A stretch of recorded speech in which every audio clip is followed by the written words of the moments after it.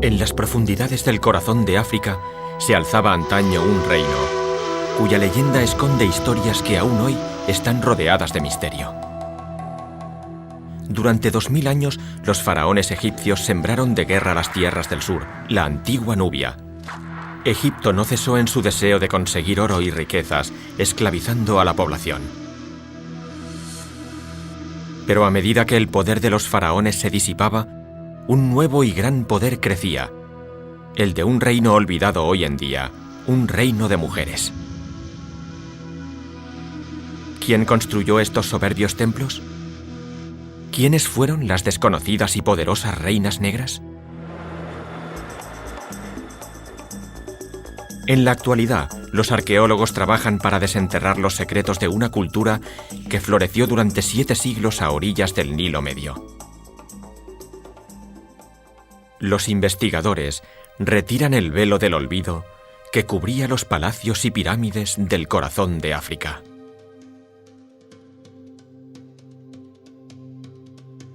Reinas negras, el reino olvidado del Nilo.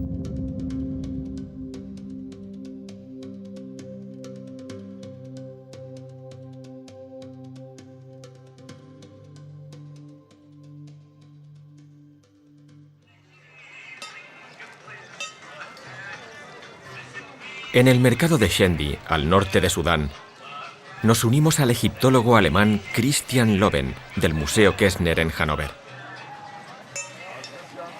Desde hace siglos, en esta zona se produce una curiosa mezcla entre la cultura egipcia y la mediterránea.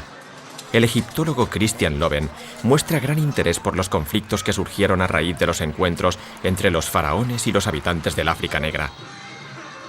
Está siguiendo la pista de las reinas negras.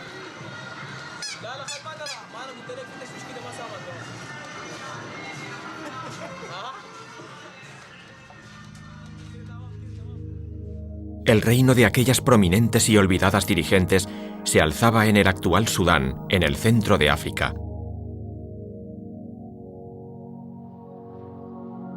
Meroe era su capital.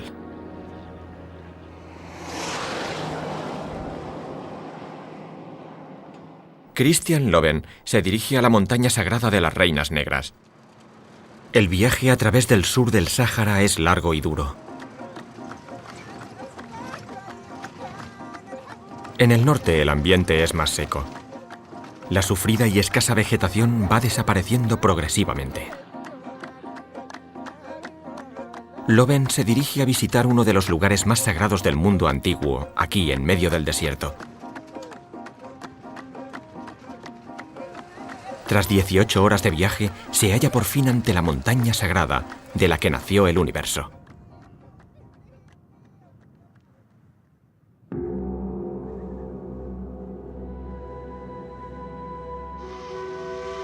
Gebel Barkal.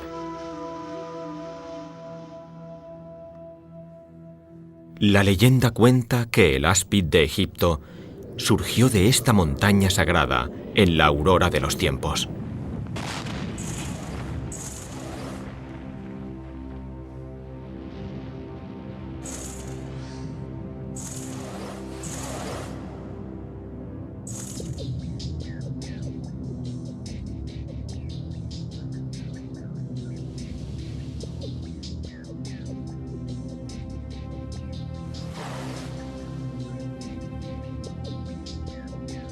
El áspid fue la madre de todos los dioses. Su cuerpo petrificado se convirtió en lugar de peregrinaje. Hoy aún resiste, convertida en una roca de 60 metros de altura. Hace 2000 años, las reinas africanas oraban en este mismo lugar. La serpiente del poder coronaba su frente.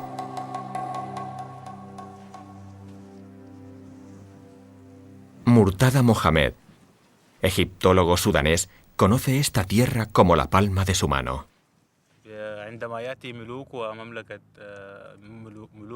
Cuando los reyes y las reinas llegaron al templo de la diosa Mut, en Meroe, bebieron algo que parecía leche. Era la leche divina de Mut. Así fue como se unieron al alma de la diosa. El templo de Mut fue excavado en las profundidades de la montaña sagrada, justo debajo de la serpiente de piedra.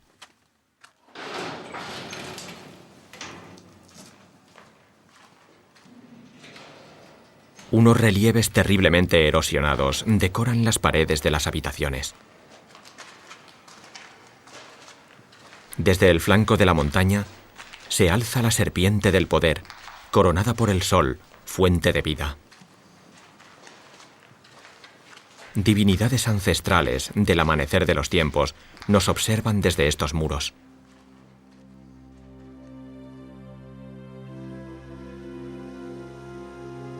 Aquí se unieron las reinas negras con la diosa Mut, esposa del creador del mundo, Amón.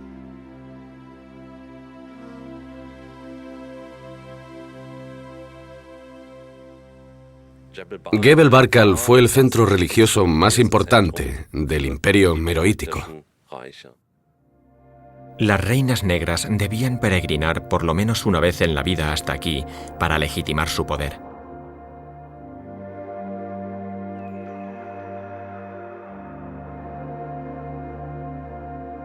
¿Qué clase de fuerza emanaba de esta montaña?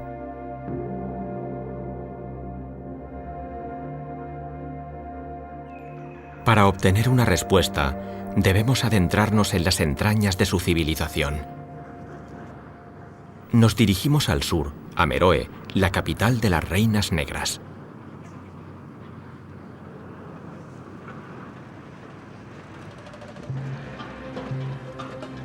Actualmente, científicos de todo el planeta participan en la investigación de los reinos africanos.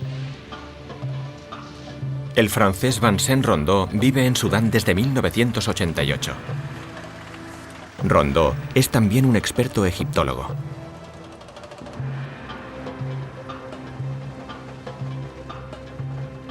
Desde que a los 11 años vio una imagen de Anubis, el dios egipcio de los muertos, vive fascinado por su cultura.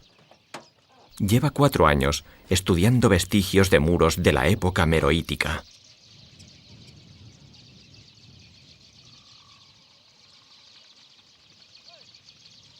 Hasta ahora ha localizado almacenes y casas, cobertizos y corrales.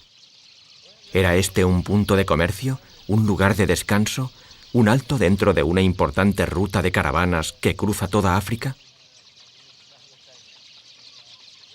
Sirviéndose de adobes cocidos que fueron utilizados en antiguas construcciones, los beduinos han levantado sus propios edificios a lo largo de los siglos. Pero Rondeau ha encontrado en el subsuelo los cimientos de grandes edificios religiosos, de unos templos impresionantes. ¿A qué dioses adoraban las gentes de Meroe y sus reinas negras? En esta piedra descubrimos un detalle de suma importancia. A pesar de que está rota, se puede reconocer su forma completa. Esta parte redondeada, llamada torus, es muy característica de los pilares del templo.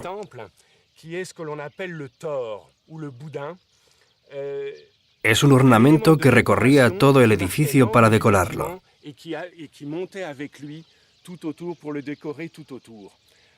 Esta piedra nos dice que estamos ante un templo, y más aún, ante un templo de Amón. ¿Se trata, pues, de un templo dedicado al dios Amón? ¿Aquí, en plena África? ¿Pudo la influencia de los faraones llegar tan al sur? Faltan pocos kilómetros para llegar a la excavación de Carla Cropper del Museo Egipcio de Berlín. Francia y Alemania trabajan conjuntamente para descubrir la historia de las reinas negras. No son los únicos centroeuropeos. También encontramos por aquí cigüeñas.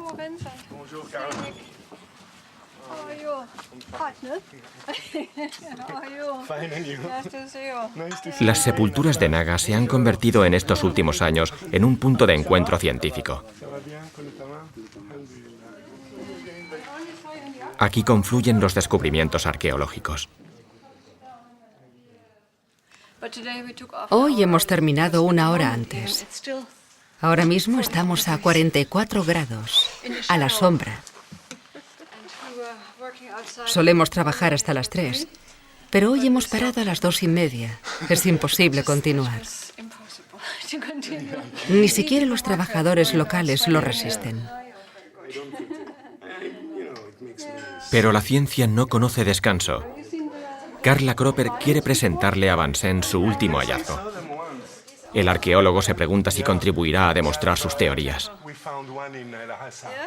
Las coincidencias son notables. También aquí, en Naga, son visibles los restos de la religión egipcia.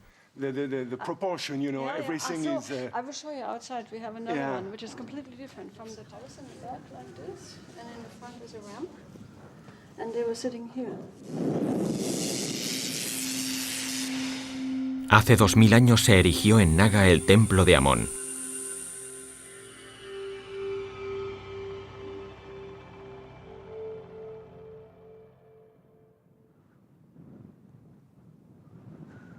Las ruinas se conservan en buen estado.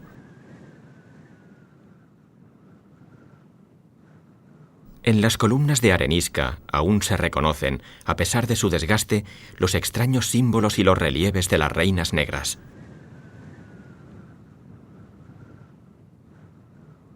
Las sacerdotisas africanas rezaban a Amón en estas salas. Al pueblo no le estaba permitida la entrada. La historia de las reinas negras de Meroe se esconde en una infinidad de fragmentos. Carla Cropper y sus colaboradoras intentan hacer que encajen, un trabajo minimalista y muy duro. Desde hace 10 años, Carla sigue el rastro de aquellas magníficas mujeres que marcaron la historia de Nubia durante 7 siglos. Un relieve mural en uno de los grandiosos templos de Naga nos da una primera impresión del poder de estas reinas. ¿Utilizaban la espada en sus enfrentamientos?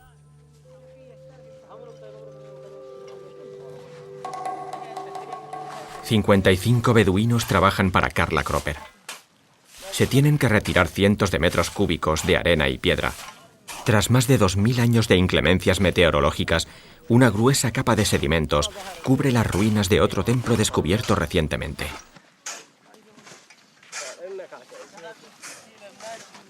El ritmo de trabajo viene marcado a su vez por el inclemente clima africano, algo a tener en cuenta ya que sus investigaciones deben finalizar en el 2008. Carla Cropper, una egiptóloga procedente de los Estados Unidos, lleva más de 25 años trabajando en Sudán. A pesar de ello, sigue emocionándose cuando aparecen entre las ruinas restos de algún relieve.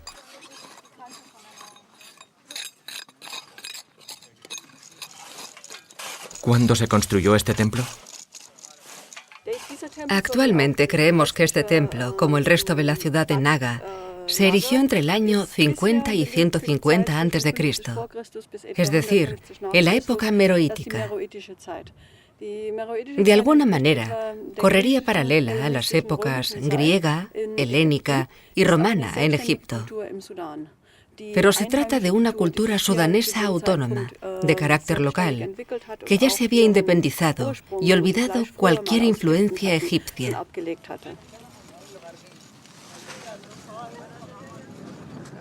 Cuando los césares romanos dominaban Egipto, antes del nacimiento de Cristo, unos constructores africanos levantaron impresionantes templos a la orilla del Nilo Medio.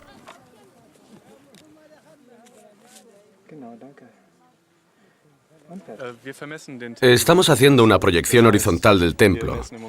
Medimos los ángulos y las distancias y luego entramos la información en el ordenador, que nos da un modelo basado en unos pocos puntos que podemos completar nosotros. O sea, que ahora estamos midiendo las piedras más grandes y después somos nosotros los que acabamos el dibujo. Carla se hace cargo de todo. No se le escapa ningún detalle. A pesar de que el calor es sofocante, el termómetro marca 50 grados a la sombra.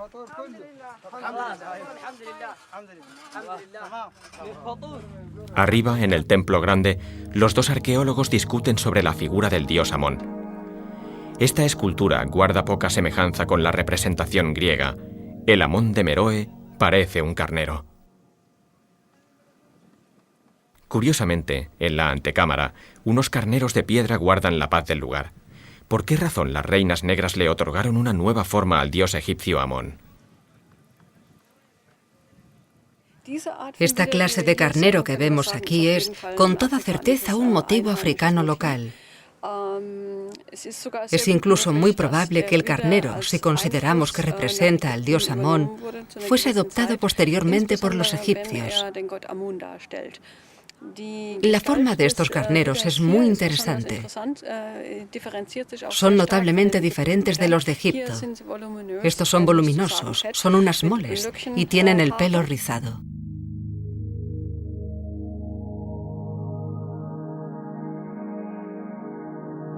En estas salas sagradas se veneraba a un Amón africano.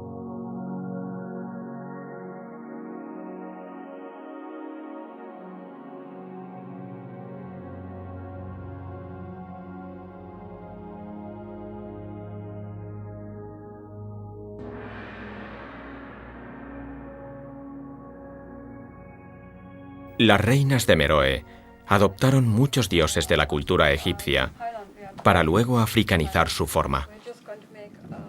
Pero los faraones impusieron por la fuerza su cultura a los pueblos africanos. Durante 2 siglos, las tierras sureñas de Nubia sufrieron la presión de Egipto.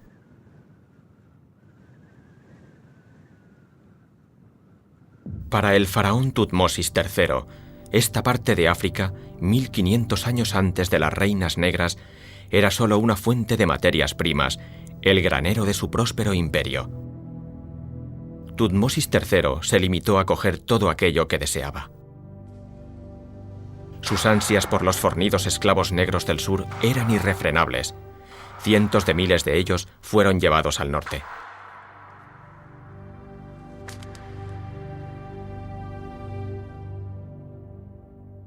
El oro de los faraones procedía de las minas de Nubia. Los esclavos negros lo extraían y lo transportaban Nilo arriba.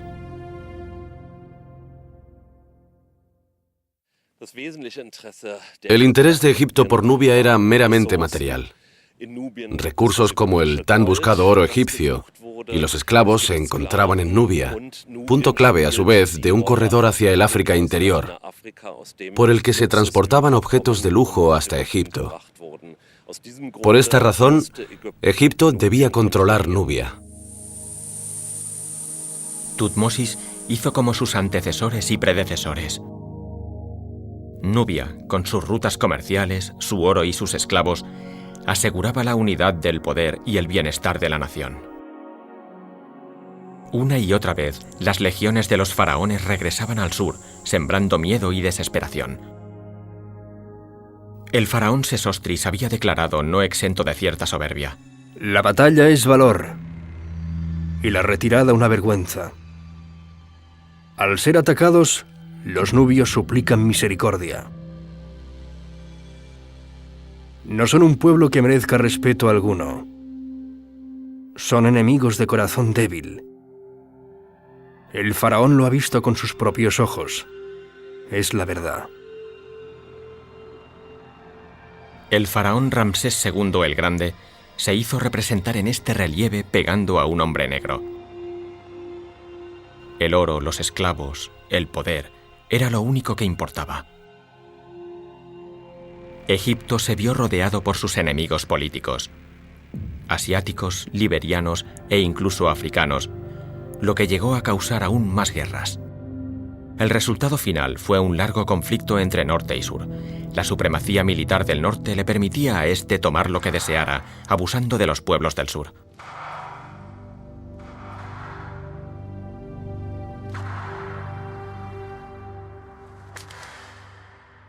Pero cuando el poder de los faraones se debilitó, los pueblos africanos se rebelaron. Desde el 200 a.C., las reinas negras dominaron las tierras de Meroe. Sus arqueros más veloces protegían las principales rutas comerciales.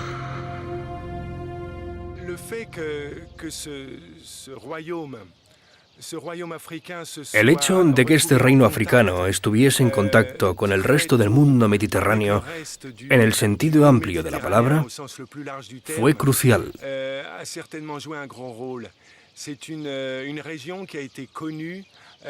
El reino de Meroe mantenía relaciones económicas, militares y diplomáticas con los territorios vecinos del norte, lo que hoy en día conocemos como mundo grecorromano. El reino de las Reinas Negras se situaba exactamente en el cruce de las dos rutas comerciales más importantes que atravesaban el continente. El Nilo desempeñaba un papel esencial.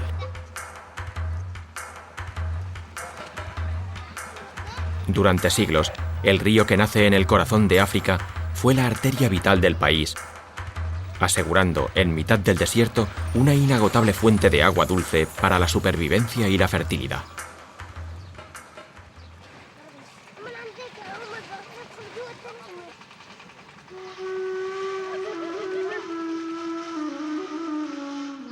Como formando una línea verde, los oasis del Nilo se extienden a través del desierto a ambas orillas del río.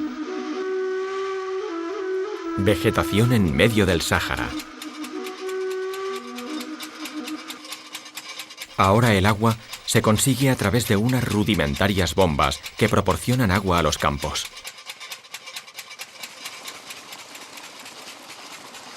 Pero para este pueblo del Nilo, el día a día apenas ha cambiado desde el tiempo de las Reinas Negras. Es el agua la que sigue marcando la diferencia entre la vida y la muerte. El modo de vida no ha cambiado desde hace siglos. Estas imágenes bien podrían ser de la época del Imperio Meroítico.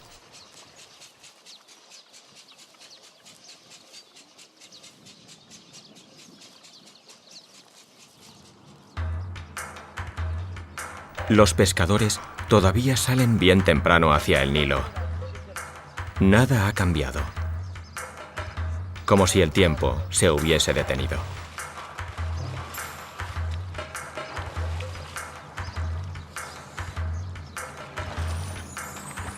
Sin el Nilo, las culturas de Egipto o Sudán nunca habrían existido.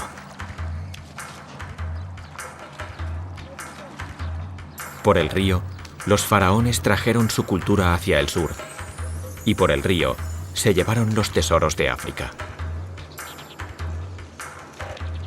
En la época meroítica, el Nilo era un pequeño pasillo por el que los pueblos de Europa y África se relacionaban y beneficiaban cultural y comercialmente.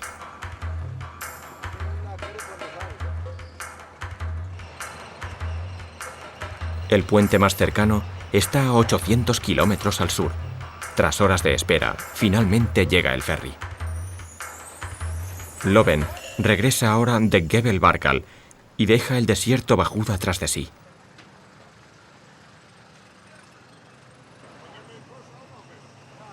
Seguimos rumbo a Meroe a través del Nilo. Como telón de fondo, uno de esos atardeceres que solo brinda África.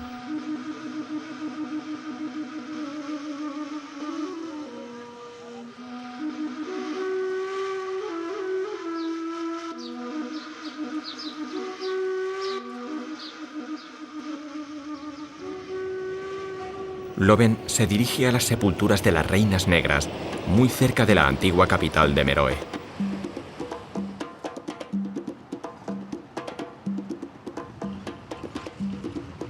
Aquí se reúne con Vincent Rondeau. Son viejos amigos y han pasado muchos años juntos en Egipto.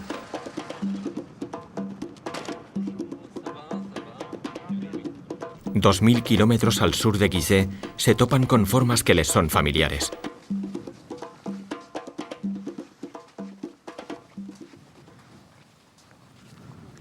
Pirámides. Han pasado 2000 años. Y aún resulta imposible resistirse a la mágica atmósfera del lugar.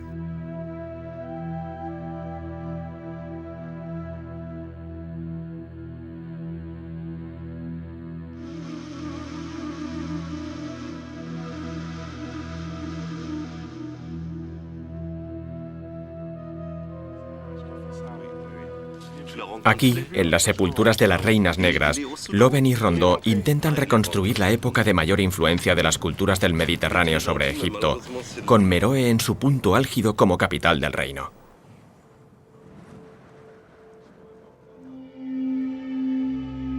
En este lugar, las reinas negras son conocidas por el nombre de Candace. Este fue el sitio que las Candaces eligieron para ser enterradas según el ritual egipcio. Más de 2000 años después de la época de los faraones, solo en esta necrópolis encontramos más pirámides que en todo Egipto.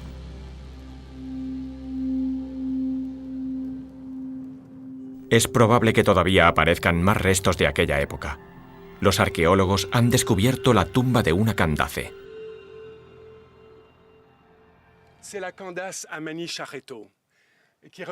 Se trata de la Candace Amanisaketo. Está mutilando a un rival.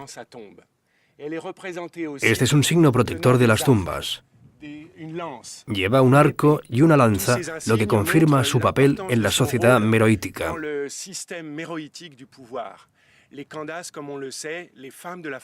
Las Candaces eran las mujeres de la familia real y además tenían un papel muy importante en la sociedad meroítica, incluso en el gobierno, pero sobre todo en la transmisión del poder real. Todo ello indica que nos encontramos ante un sistema matriarcal. Hacia finales del siglo I a.C., los romanos invadieron Egipto.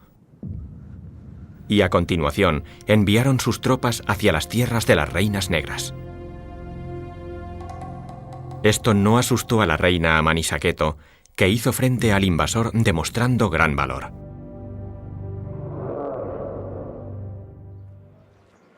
En la actualidad, las estudiantes de arqueología de la Universidad de Jartum se sienten especialmente orgullosas de la resistencia ofrecida por esta reina hace más de 2000 años.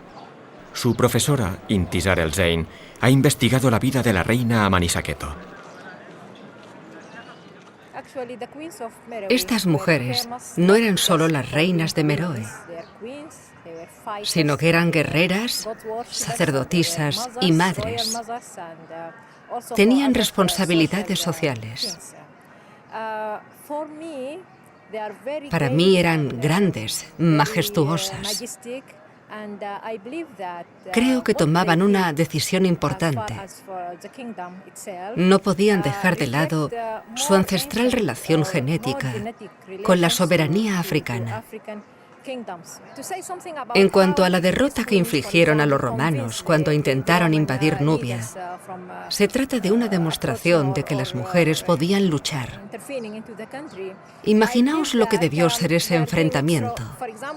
Mujeres que dirigían un ejército de hombres y que además eran capaces de combatir al poderoso ejército romano y vencerlo. Para las legiones romanas, la expedición al sur fue una experiencia desastrosa. Los feroces guerreros, el calor y las continuas incursiones en la frontera sur de su imperio.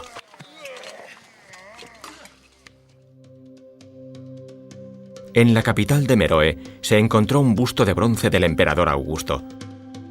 ¿Se trataba tal vez de un trofeo de guerra?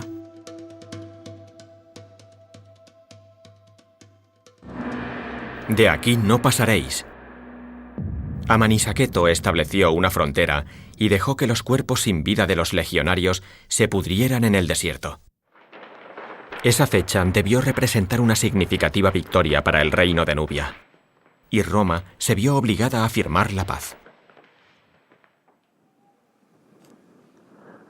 Pero todavía sabemos muy poco de la historia de Meroe.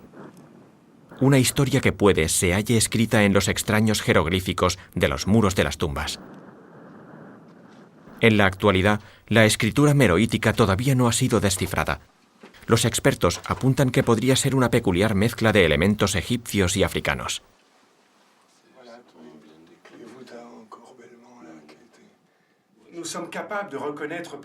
Conocemos los nombres de los dioses, de los reyes y reinas, escritos en sus tumbas. También podemos reconocer palabras procedentes de la lengua egipcia. Todo esto se descubrió partiendo del nombre de la reina Amanitore. A la derecha del texto egipcio aparece también el mismo texto escrito con jeroglíficos meroíticos. De esta forma conocemos las letras del alfabeto.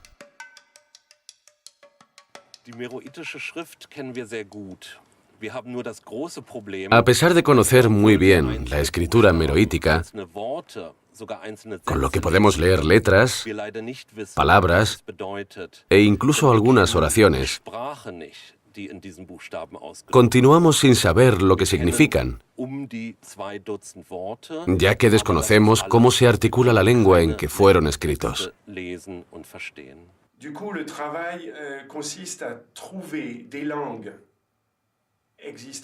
Ahora nuestro objetivo es encontrar alguna lengua viva que pudiera ayudarnos a descifrar la desaparecida lengua meroítica.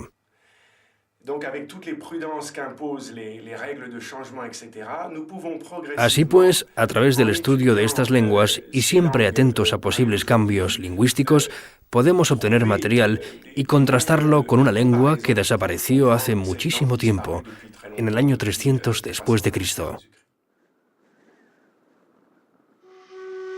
¿Qué misterios se esconden en estos jeroglíficos? No podemos saberlo todavía.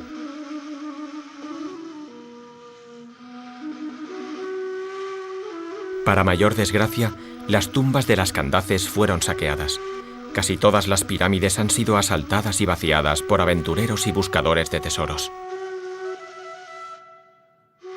El italiano Giuseppe Ferlini fue el primero de estos aventureros. En 1834 empezó a saquear las pirámides. Allí encontró los legendarios tesoros y riquezas de las Candaces.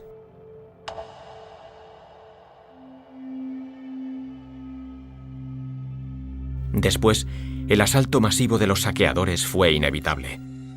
Tras de sí, no dejaron más que ruinas, objetos que hoy podemos ver parcialmente restaurados. Lo peor es que no solo desvalijaron las tumbas, sino que además destruyeron los relieves.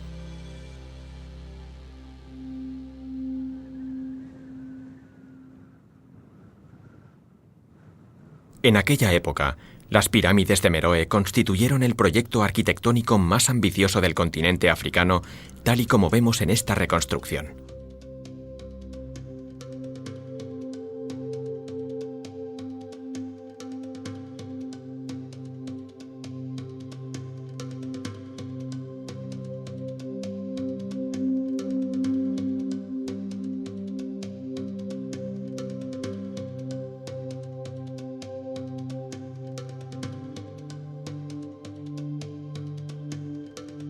En el extremo norte se levanta la pirámide de la reina Amanitore. Muchos de estos templos se decoraron con imágenes de las Candaces, imágenes que originalmente estaban pintadas. En este relieve vemos a la reina con su familia, con un colorido traje ante un dios león.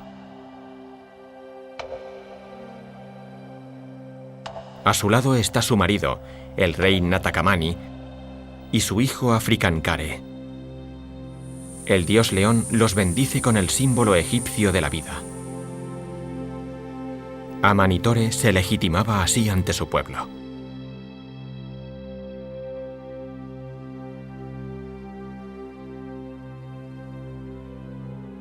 Y aún hay más. Con su espada amenazaba a los prisioneros, que se arrodillaban y suplicantes alzaban las manos.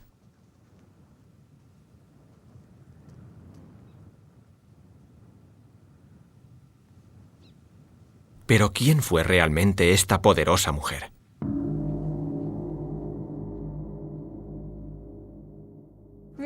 Aparece representada con el brazo alzado, atacando al enemigo. Esto confirma su poder. Muestra claramente su posición de gobernante y de mujer fuerte. Otro punto importante es que encontramos su nombre escrito por toda esta zona. En todos los templos se halla el nombre de Amanitore, grabado o inscrito de algún modo. La omnipresencia del nombre demuestra el importante papel desempeñado por las mujeres en Sudán. en la Nubia de aquel entonces. En aquellos tiempos, los reyes dominaban los desiertos, generales griegos, emperadores romanos. Pero en Meroe eran las mujeres las que gobernaban. ¿Cómo llegó la reina Amanitore a ser la persona que gobernaba el reino de Meroe? Es probable que el papel de la mujer en esta región proceda de sus orígenes africanos, en especial de la estructura matriarcal, muy común en esta zona. Y me refiero a que la mujer desempeñaba una función central en la sociedad, incluso en lo que a la sucesión se refiere. La figura de la reina, que además era también la figura materna, era de gran importancia. La figura de la diosa Isis en Egipto tenía también ese doble papel de madre y reina. Se muestra protectora como una virgen cristiana y también combativa. Del mismo modo se muestran las reinas negras de Meroe, fuertes con el enemigo, pero sin dejar de mostrar sus senos como madres.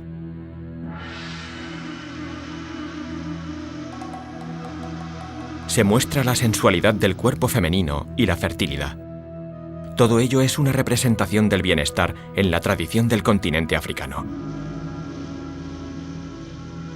¿Qué hacía diferente a esta sociedad dirigida por mujeres? La respuesta la encontramos en la estepa. Este árido entorno determinó desde el inicio de los tiempos las condiciones de vida. Con sus simples cabañas, los hombres iban de aquí para allá, buscando incansablemente pasto para sus rebaños.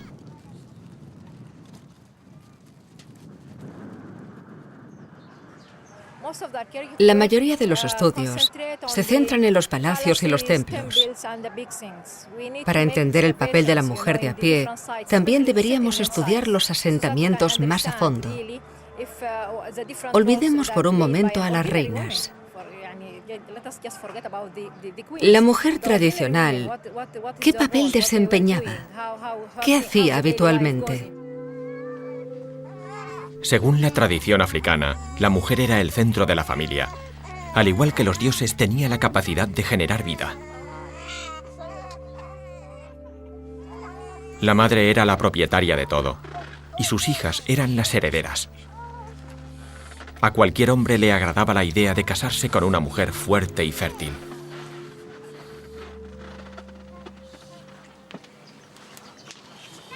Las posesiones familiares solían incluir el ganado y los escasos efectos personales que podían transportarse. Eran las mujeres quienes determinaban el momento de la siembra.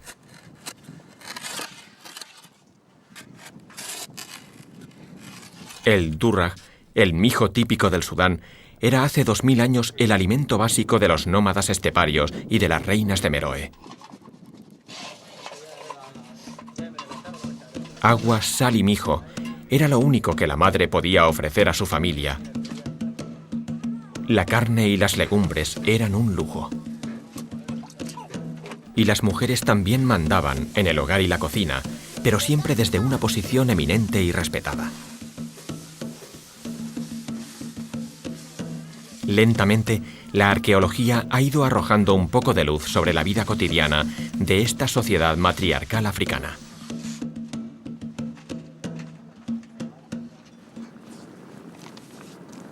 Sabemos que los hombres se hacían cargo del trabajo físico más duro. Construían los palacios de piedra y las cabañas de adobe. Por eso son tan escasos los restos de cabañas. Con la lluvia, el material se deshacía. Esto dificulta la tarea de reconstruir la vida cotidiana de la sociedad meroítica.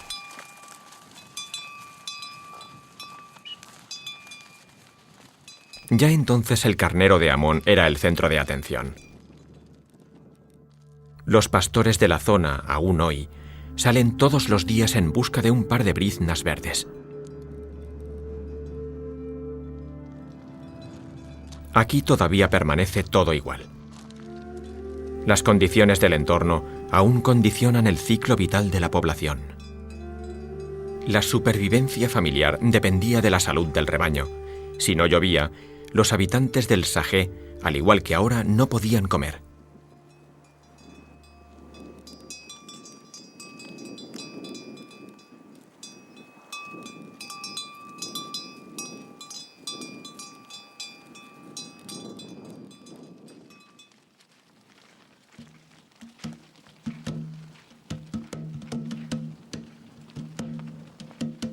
Ambos sexos tenían las mismas preocupaciones: el pan, el mijo, la salud y, por encima de todo, el agua.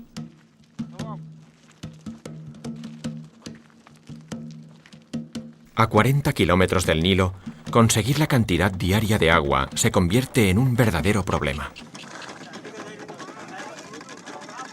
Se trataba de sobrevivir gracias a una buena organización, una administración muy eficaz que no excluía el poder levantar los templos. El agua es el oro de la estepa. El agua es la vida. Y aquí, lejos del Nilo, es necesario transportarla, extraerla desde una profundidad de 65 metros.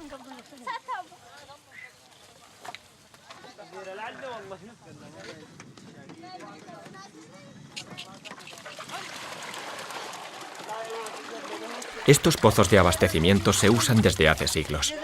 Y hasta aquí, junto a las excavaciones de Carla Cropper, traen los beduinos día tras día a sus rebaños.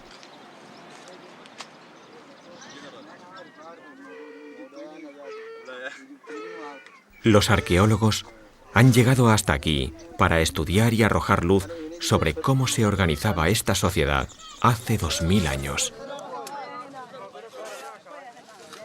Los carneros de Amón han resistido los avatares de la historia y vuelven a ser testigos de cómo una mujer sigue liderando la situación.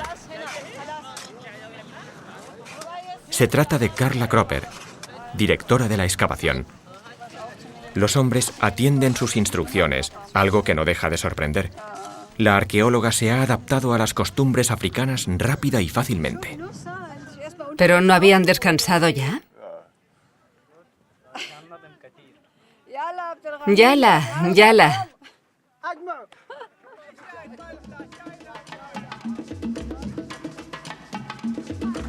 Hoy vuelven a coincidir en estas tierras las culturas africana y europea. Pero la relación de esta mujer europea con los beduinos va mucho más allá. De este modo, la arqueóloga se familiariza con los problemas cotidianos locales. Esto le ayuda en su reconstrucción del pasado.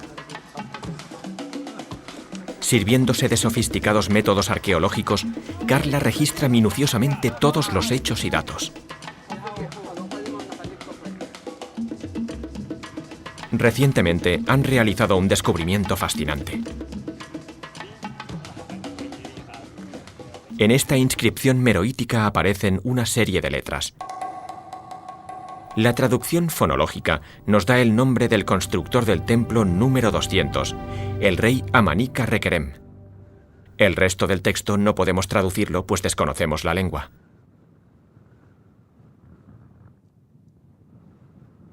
Lentamente se acumula la información que permite obtener una perspectiva global.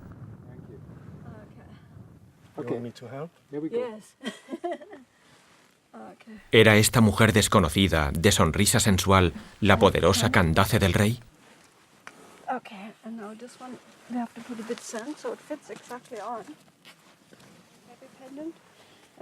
El reino olvidado del Nilo esconde una historia. ¿Es este el retrato de su rey, Amanica Rekerem?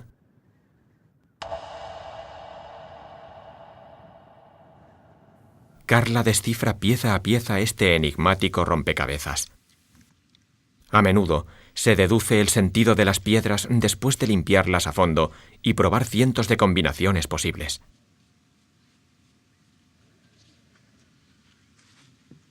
Ha fotografiado cada una de las casi 1000 piezas de piedra.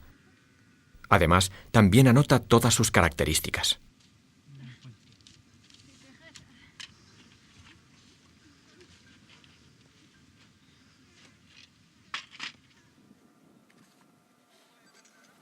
Los miles de datos independientes forman un conjunto. Un retrato que reúne insospechadamente las culturas africana y egipcia en el Nilo Medio. En su escritorio, se ocupa ahora de combinar las fotos.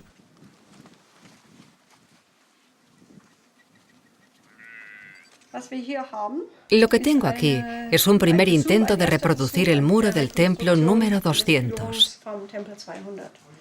Puede que mi propuesta sea muy fantasiosa, pero estoy segura de que las piedras representan este tipo de escena. Se ve claramente que aparecen dos personajes. En la parte derecha vemos un brazo levantado hacia atrás, con parte de una espada. Este solo puede ser el rey, que con un poderoso gesto se dispone a atacar a sus enemigos.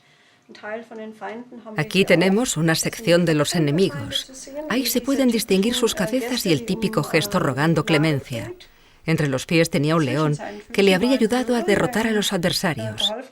Aquí tenemos la cola y una parte de la melena. En esta temporada de trabajo hemos encontrado la cabeza, aunque no la hemos colocado todavía. Esta parte del relieve cobra ahora sentido. Son las garras del león. Amenaza a los prisioneros que, temerosos, alzan los brazos. Esta representación del poder se asemeja sorprendentemente a la imagen de Amanitore en un templo contiguo. Temerosas manos levantadas y un poderoso león. Junto a la serpiente de Gebel Barkal y el dios Amón, con cabeza de carnero, es obvio que el león también jugaba un papel importante en el reino. 2000 años atrás, los grandes felinos inspiraban miedo y pavor en estas estepas. Christian Loven se adentra en las ruinas en busca del dios con forma de león.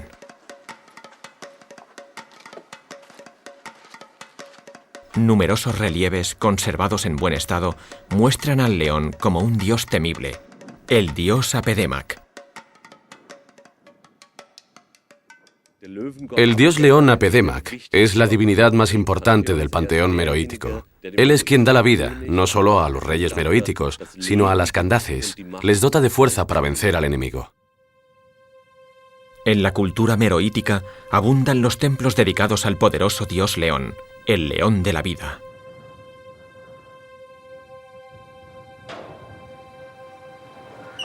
En estos templos, el dios concedía a las reinas negras el poder para vivir y vencer a sus enemigos.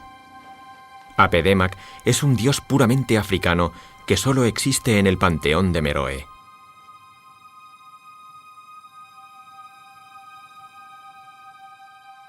Pero las Candaces adoraban de igual manera a Isis y Osiris.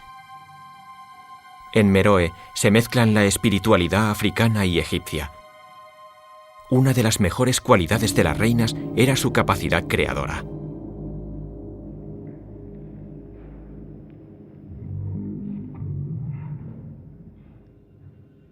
Junto a su dios león, las mujeres de Meroe levantaron una sociedad fuerte y loable. Pero siempre permanecieron abiertas a estímulos exteriores, mezclando lo tradicional con lo desconocido. Tal vez en eso radicaba la fuerza de esta cultura y el secreto de su supervivencia durante 7 siglos. Llegaban a combinar elementos egipcios, meroíticos, incluso helenísticos, todo ello en una sola obra arquitectónica.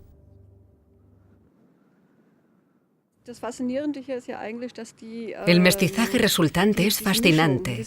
Es como el posmodernismo. Es extraordinario que los constructores locales fueran capaces de mezclar tan diferentes estilos, sin complicaciones. Posmodernismo con 2000 años de historia.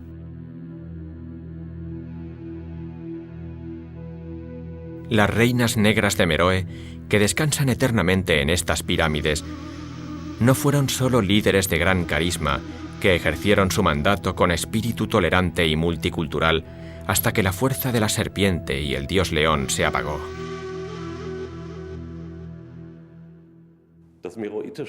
El imperio meroítico, al igual que los demás, debía defenderse de sus enemigos. Fue el reino cristiano de Aksum, predecesor de la actual Etiopía, el que dio el golpe de gracia a los meroíticos en la primera mitad del siglo IV después de Cristo.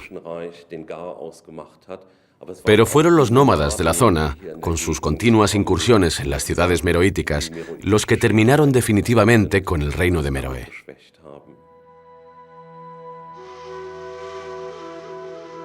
Hacia el año 400 después de Cristo, la historia de las reinas negras llega a su fin.